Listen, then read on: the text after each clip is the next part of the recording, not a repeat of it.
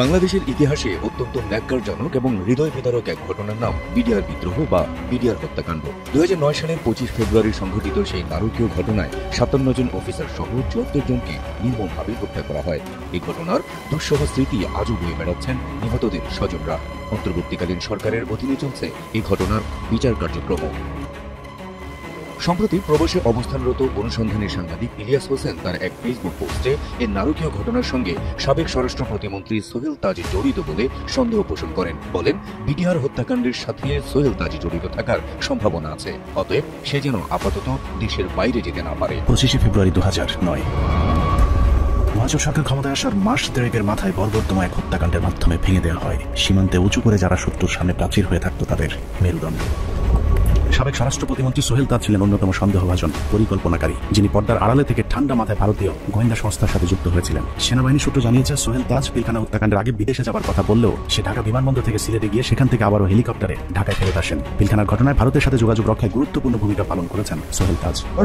আমাদের প্রবাসী সাংবাদিক ইলিয়াস হোসেন, তিনি বিডিআর পিলখানা নিয়ে এমন একটি সংবাদ তৈরি করেছেন যেটা বাংলাদেশের ইতিহাসে সবচেয়ে বড় অঘটন হতে যাচ্ছে। সাংবাদিক ইলিয়াস হোসেন এবং পিনাকির বক্তব্যে বাংলাদেশ সেনাবাহিনীর ভূমিকা, ভারতের সম্ভাব্য হুমকি এবং দেশের নিরাপত্তা নিয়ে গুরুত্বপূর্ণ আলোচনা উঠে এসেছে। তাদের বক্তব্যে সেনাবাহিনীকে যুদ্ধের প্রস্তুতি নেওয়ার আহ্বান জানানো হয়েছে এবং সেনাবাহিনীর দায়িত্ব ও কর্তব্য সম্পর্কে স্পষ্ট বার্তা দেওয়া হয়েছে। আসসালামু আলাইকুম দর্শক, নতুন একটা নিউজে আপনাকে স্বাগতম। প্রিয় দর্শক, হঠাৎ ভারত বাংলাদেশের মধ্যে তীব্র উত্তেজনা, যুদ্ধের প্রস্তুতি নিতে ইলিয়াস পিনাকির বার্তা, বিডিআর হত্যাকাণ্ড নিয়ে সাংবাদিক ইলিয়াসের চাঞ্চল্যকর প্রতিবেদনে দেশজুড়ে আলোচনা সমালোচনার ঝড়, শেখ হাসিনা ও সোহেল তাজ সহ বড় বড় আওয়ামী লীগ নেতাদের ফেঁসে যাওয়ার ঘটনা ও প্রেক্ষাপট নিয়ে করা আমাদের আজকের ভিডিওটি অত্যন্ত গুরুত্বপূর্ণ।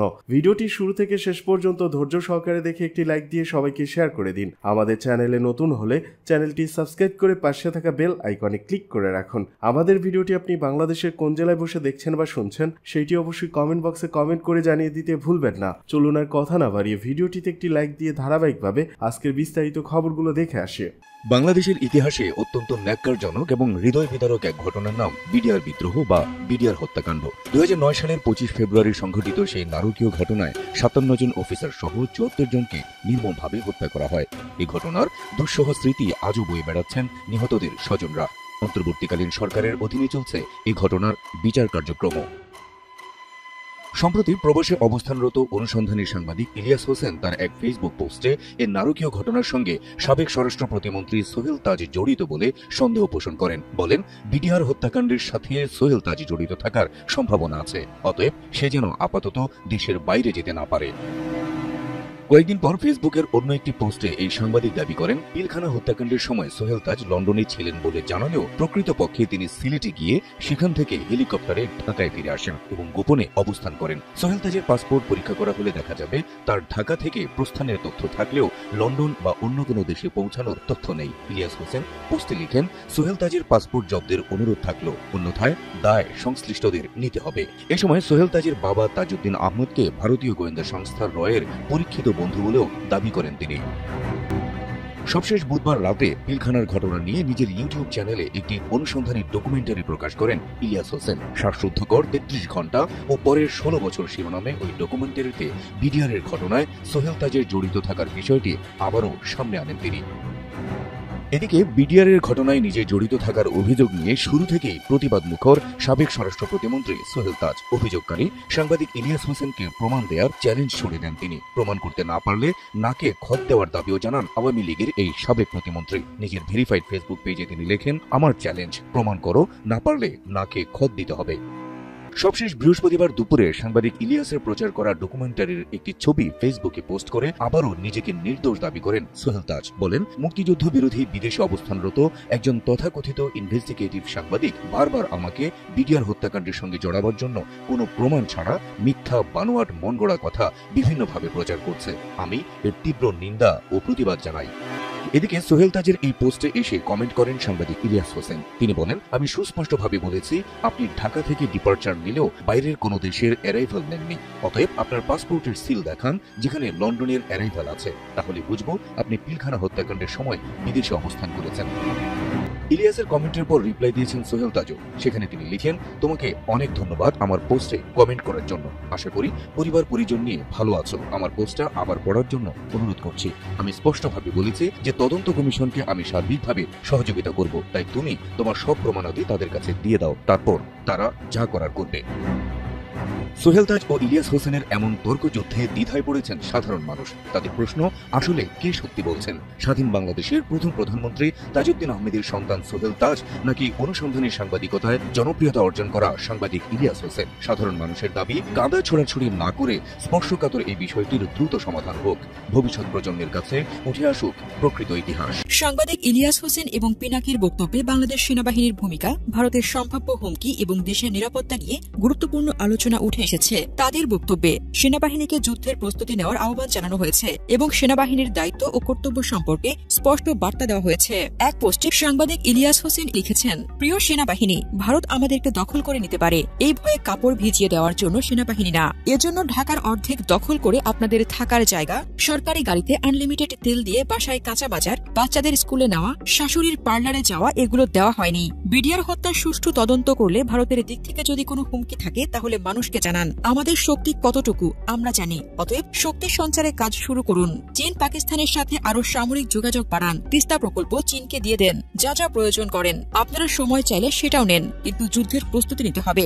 বাংলাদেশের মানুষ প্রস্তুত আছে। প্রয়োজনে আমাদেরকে ট্রেনিং দেন। পাবলিকলি ওয়াদা করছি, বেসামরিক নাগরিকদের ট্রেনিং দেওয়ার ঘোষণা দিলে দেশে এসে ট্রেনিং নেব ইনশাআল্লাহ। কথা বলতেছেন বেনজিরের মতো ভাব নিয়ে, অথচ ভয় পাচ্ছেন যুদ্ধের। এটা সেনাবাহিনীর কাজ না। যুদ্ধ করতে ভয় পেলে র্যাঙ্ক একটা জমা দিয়ে আনসারের ডিজি হন গিয়ে। এদিকে এক পোস্টে সেনাপ্রধান নিয়ে পিনাকি লিখেছেন, ওয়াকার সাহেব, পাঙ্গানিতে আসিছিলেন না? সাবধান করেছিলাম। পাঙ্গানি আর হেডাম কিভাবে জয় বাংলা করতে হয় আমাদের খুব ভালোভাবে জানা আছে। আর কে কে লাইনে আছেন, পাঙ্গানিতে আসেন, খেলা হবে। তবে সাংবাদিক ইলিয়াস হোসেনের লেখা থেকে এটা স্পষ্ট বার্তা পাওয়া যায় যে বিডিআর হত্যাকাণ্ডের সুষ্ঠু তদন্ত না হওয়ায় অনেক প্রশ্ন রয়ে গেছে। ইলিয়াস হোসেন এই তদন্তের দাবি জানিয়েছেন এবং ভারতের সম্ভাব্য হুমকির মুখে সত্য প্রকাশ করার আহ্বান জানিয়েছেন। ইলিয়াস হোসেন চীন ও পাকিস্তানের সাথে সামরিক সহযোগিতা বাড়ানোর পরামর্শ দিয়েছেন। তিনি মনে করেন এই সহযোগিতা বাংলাদেশের নিরাপত্তা নিশ্চিত করতে সাহায্য করবে। তিনি জনগণকে যুদ্ধের প্রস্তুতিতে অংশগ্রহণের আহ্বান জানিয়েছেন। তিনি মনে করেন জনগণের অংশগ্রহণ ছাড়া দেশের নিরাপত্তা নিশ্চিত করা সম্ভব নয়। ইলিয়াস হোসেন এবং পিনাকির লেখায় সেনাবাহিনীর ভূমিকা এবং দেশের নিরাপত্তা নিয়ে গুরুত্বপূর্ণ বার্তা দেওয়া হয়েছে। তারা সেনাবাহিনীকে যুদ্ধের প্রস্তুতি নেওয়ার আহ্বান জানিয়েছেন এবং জনগণকে এই প্রস্তুতিতে অংশগ্রহণের আহ্বান জানিয়েছেন। তাদের মতে সেনাবাহিনীর উচিত দেশের নিরাপত্তা নিশ্চিত করা, ভয় পাওয়া নয়। তাদের এই লেখা বাংলাদেশের নিরাপত্তা এবং সেনাবাহিনীর ভূমিকা নিয়ে গুরুত্বপূর্ণ আলোচনার সূত্রপাত করেছে। আওয়ামী লীগের আরো ডজনখানেক মন্ত্রী প্রতিমন্ত্রীর নাম জিজ্ঞাসাবাদের তালিকায় ছিল, কিন্তু তাদের বিরুদ্ধে পরবর্তীতে কোনো ব্যবস্থা নেওয়া হয়নি। এর মধ্যে সাবেক স্বরাষ্ট্র প্রতিমন্ত্রী সোহেল তাজ ছিলেন অন্যতম সন্দেহভাজন পরিকল্পনাকারী, যিনি পর্দার আড়ালে থেকে ঠান্ডা মাথায় ভারতীয় গোয়েন্দা সংস্থার সাথে যুক্ত হয়েছিলেন। সেনাবাহিনী সূত্র জানিয়েছে, সোহেল তাজ পিলখানা হত্যাকাণ্ডের আগে বিদেশে যাবার কথা বললেও সে ঢাকা বিমানবন্দর থেকে সিলেটে গিয়ে সেখান থেকে আবারও হেলিকপ্টারে ঢাকায় ফেরত আসেন। পিলখানার ঘটনায় ভারতের সাথে যোগাযোগ রক্ষায় গুরুত্বপূর্ণ ভূমিকা পালন করেছেন সোহেল তাজ। তদন্ত কমিটি সোহেল তাজের পাসপোর্ট চেক করলেই প্রমাণ হয়ে যাবে তিনি আদৌ ওই সময়টাতে দেশের বাইরে অবস্থান করেছিলেন কিনা। পিলখানা হত্যাকাণ্ডের মতো এত ভয়ঙ্কর একটি সরকারি পরিকল্পনার সময় সোহেল তাজ কোথায় ছিলেন, তার ভূমিকাই বা কি ছিল তা পরিষ্কার হওয়া প্রয়োজন। বলা হয়ে থাকে সোহেল তাজ ঠিক ঘটনার আগে দেশের বাইরে অবস্থান করছিলেন। যদি সেটাও হয়ে থাকে তাহলে তিনি হঠাৎ করে কেন দেশের বাইরে চলে গেলেন? হত্যাকাণ্ডের এই পরিকল্পনা তিনি দেশবাসীকে না জানিয়ে কেন আত্মগোপনে ছিলেন সেটাও খতিয়ে দেখা প্রয়োজন। রাজনৈতিক সম্পৃক্ততাটা স্পষ্ট হয়ে যায় আস্তে আস্তে। এর মধ্যে সব থেকে বেশি ইনভলভ ছিলেন ব্যারিস্টার তাপস, হাজারীবাগ এলাকার এমপি নির্বাচিত হন তিনি। এছাড়া আর যারা ছিলেন,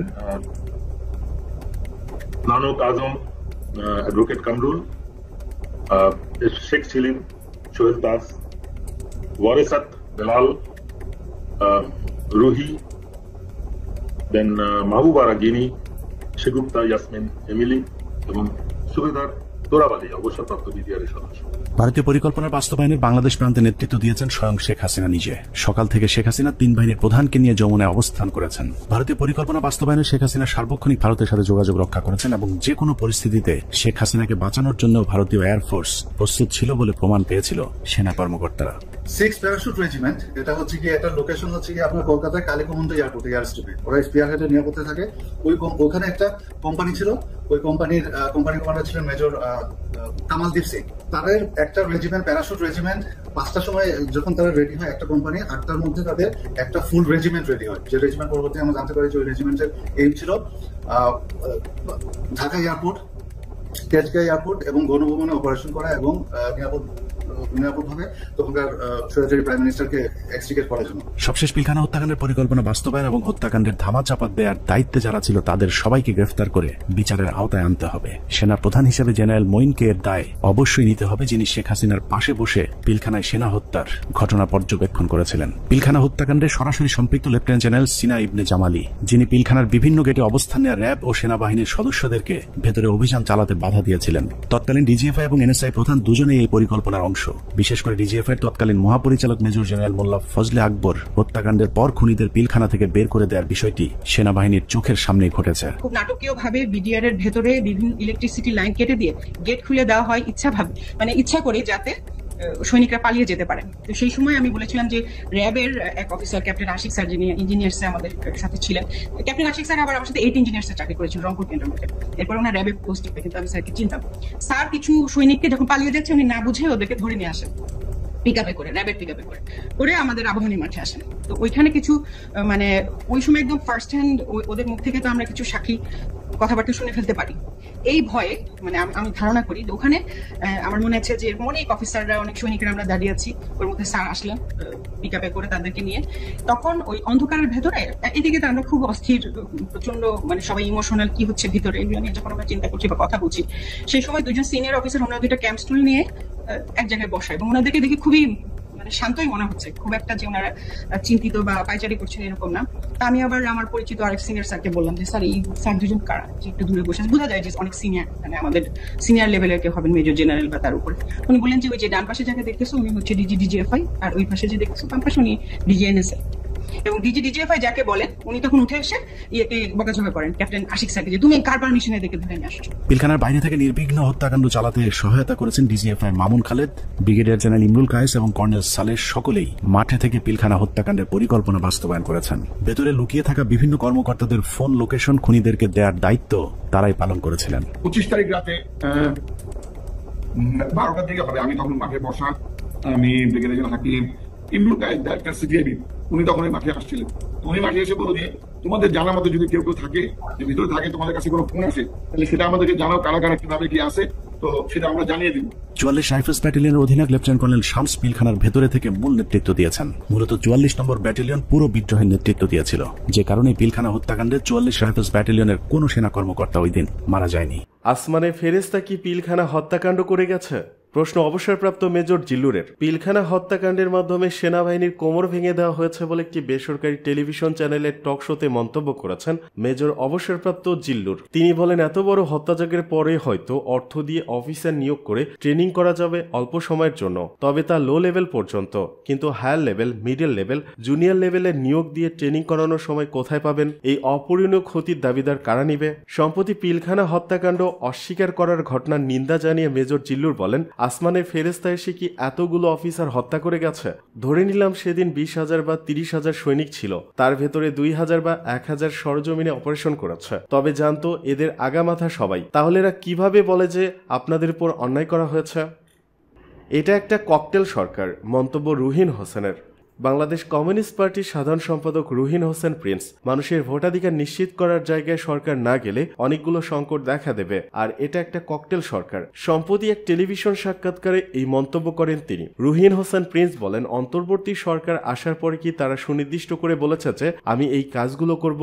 বরং অহেতুক কতগুলো ফালতু আশাবাদ সৃষ্টি করেছে। মিডিয়া অনেক ভুল তথ্য ছড়াচ্ছে। আসল কথা হলো জনগণকে আগে স্বস্তি দিতে হবে। আগে বাজার ব্যবস্থা ছিল খারাপ, সেটা সংস্কার করতে হবে, কিন্তু তারা সেটা করলো না। তিনি আরো বলেন, আমি আশা করছি না, কারণ বাজার ব্যবস্থার সংস্কার যদি না করে তাহলে পরিস্থিতি আরো খারাপ হবে, বরং এটা না করায় বাজারের সিন্ডিকেট আরো শক্তিশালী হয়ে গেছে। তিনি আরো বলেন, আমি আশাবাদী হইনি, কারণ এটা একটা ককটেল সরকার। ককটেল এই অর্থে যে তাদের কোনো ইউনাইটেড রাজনৈতিক ভিশন নেই। তিনি উল্লেখ করেন, শুরুতে যেটা উচিত ছিল, এত সমর্থন নিয়ে যে সরকার এসেছে সে যদি চিন্তা করত, যেটা আমরা প্রথম সাক্ষাতে বলেছিলাম, যে প্রধান দায়িত্ব হচ্ছে একটি সুষ্ঠু গ্রহণযোগ্য নির্বাচন করা, তার জন্য যা যা সংস্কার করা দরকার সেটা করা, কিন্তু এখনো পর্যন্ত সেই আলোচনা হয়নি।